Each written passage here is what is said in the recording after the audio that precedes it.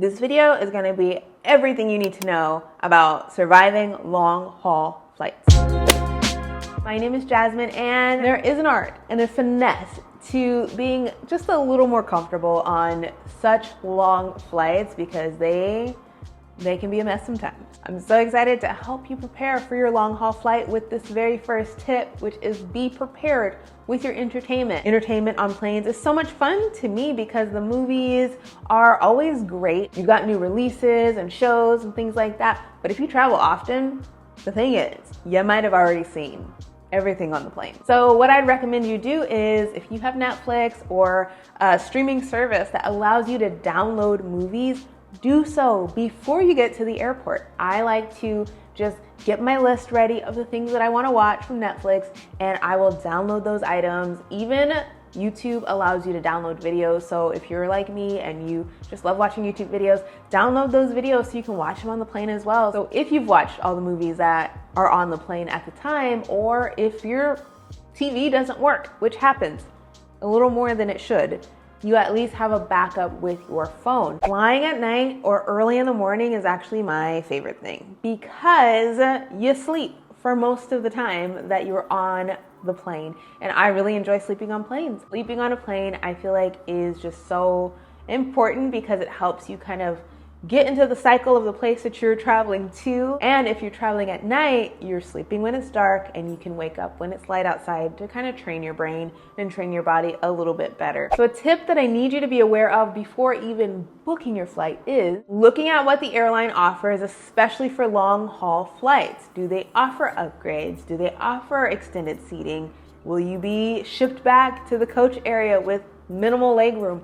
What are the reviews saying? Some airlines are better for long-haul flights than others, and people will tell you. People will make a video about it or will leave a review about it, and you want to know those things before you're the one that has to make the review, if that makes sense. For long-haul flights, obviously I recommend business class, but who can afford business class except for maybe once in your life? But extended seating is great too. During this time when no one is actually really traveling, if you decide to travel, the choice is up to you, but know that traveling on long-haul flights actually gives you more space because there are less seats being booked at this time, so you might actually have a whole row to yourself. You can actually ask before booking your flight or at the check-in kiosk if there are any upgrades available, and the people that we worked with were really, really nice and really, really hospitable, so they just hooked us up. I'm talking to y'all out there that do not shower before getting on a flight.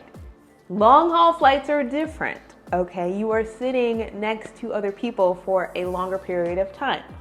Even if you're not sitting next to another person, please still take a shower. Please take a shower before you get on your flight. You have 9 to sometimes 20 plus hours traveling. Like, the flight itself is long, but then sitting in an airport is also long, and you just want to make sure that you're clean, not just for yourself but for your fellow passengers.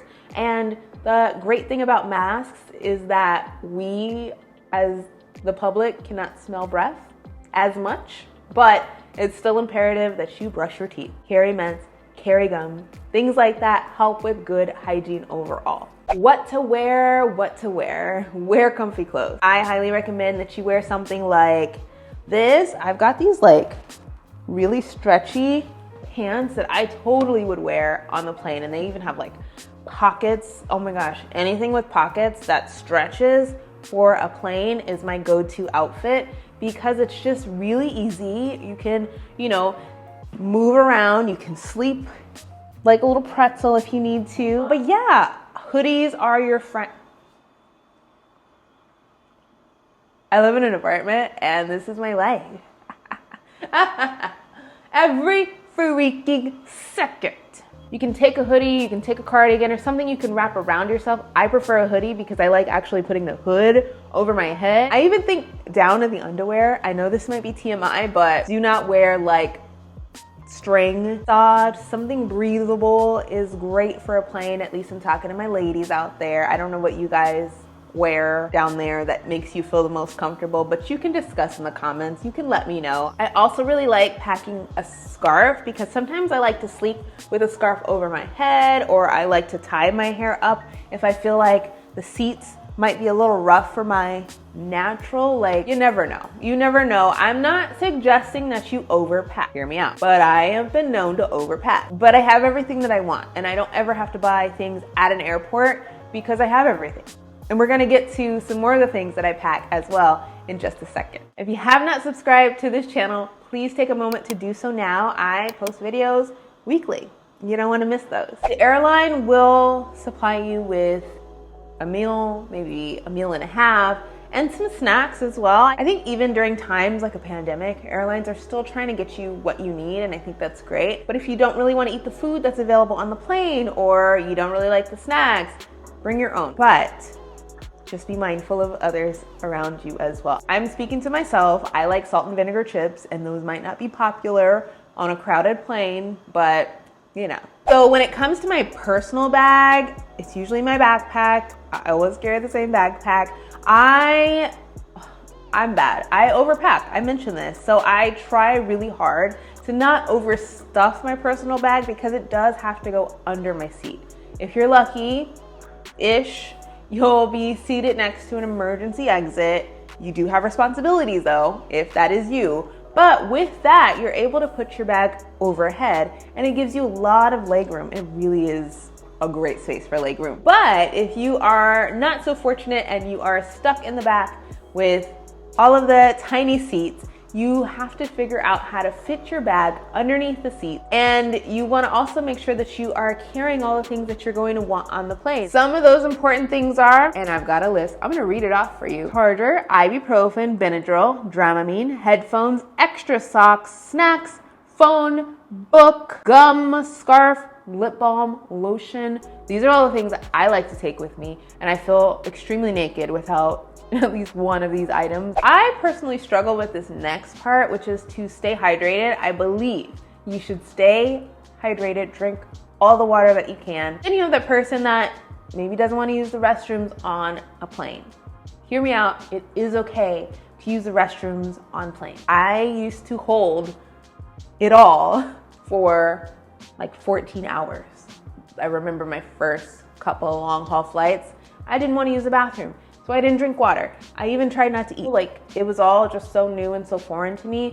But now I know that my face will break out, I might get sick.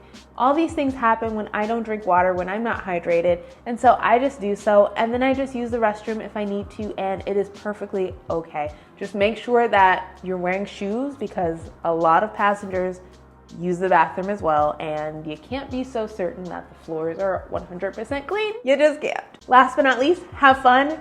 I know the idea of long haul flights might sound like a disaster, but they're really not bad. All the things I mentioned, like entertainment, your snacks, all of your fun things that you love, actually make the flight really, really fun. And if you're traveling alone, make fun out of that too. Bring a little face mask, make sure that you have all the things that you're gonna need to make yourself feel comfortable. But then if you're traveling with a friend or your spouse or a family member, that amps up the fun. And feel free to leave a comment down below letting me know what you do to survive long haul flights, and if there's anything else I should add to this list.